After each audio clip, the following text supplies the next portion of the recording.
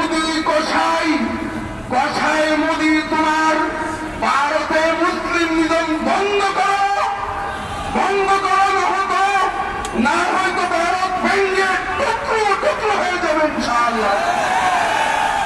মোদিকে বলতে চাই এই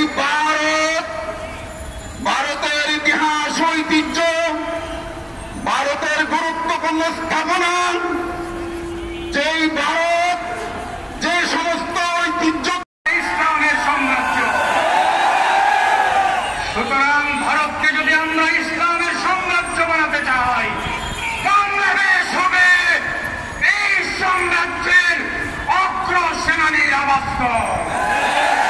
সুতরাং বাংলাদেশ থেকে আমরা বলতে চাই বাঙালি মুসলমানরা প্রস্তুত আছে।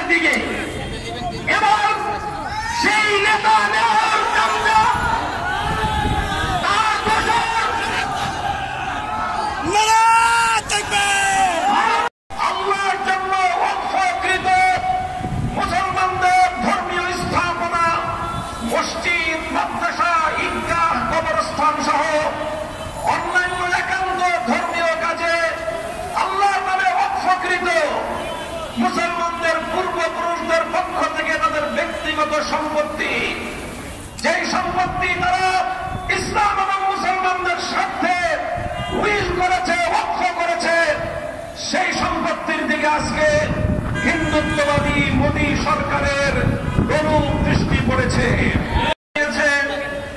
সেই জনপদের নাম হল 40 কোটি নির্যাতিত মুসলমানদের জনপদ ভারত।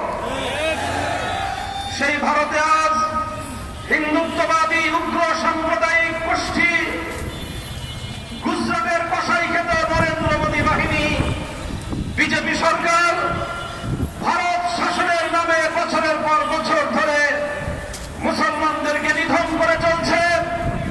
ভারতকে মুসলিম শূন্য করার এক গভীর ষড়যন্ত্র নিয়ে একের পর এক আইন তারা তৈরি করে যাচ্ছে এবং প্রয়োগ করে যাচ্ছে।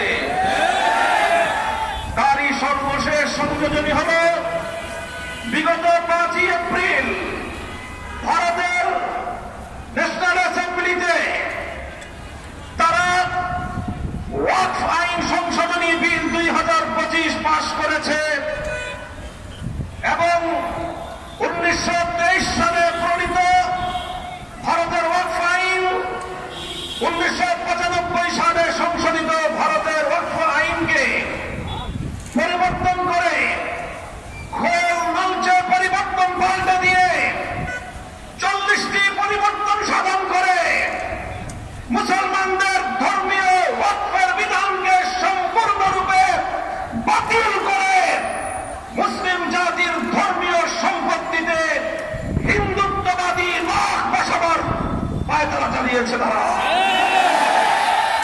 ভারতের প্রায় 6 লক্ষ আজকে দুটি জনপদ বিশ্ব গণমাধ্যম এবং সারা দুনিয়ার মুসলমানদের কাছে বিশেষভাবে আলোচিত। তার প্রথমটি হল ফিলিস্তিনের গাজা উপত্যকা, যেখানে বর্বর জায়নবাদী ইসরায়েলের গণহত্যা চলছে মানবতার ভয়াল বিপর্যয়। সেই গাজাবাসীর পক্ষে আজকে সারা দুনিয়ার মুসলিম উম্মাহ এবং শান্তিকামী সারা দুনিয়ার মানুষ আজকে রাজপথে নেমে এসেছে এবং গাজার মজলুম মানবতার প্রতি তারা সংহতি প্রকাশ করেছে।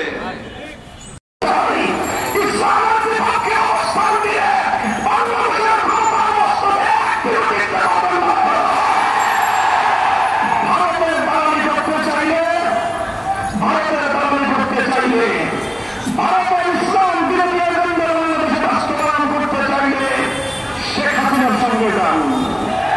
বাংলাদেশের রাজনৈতিক দলগুলো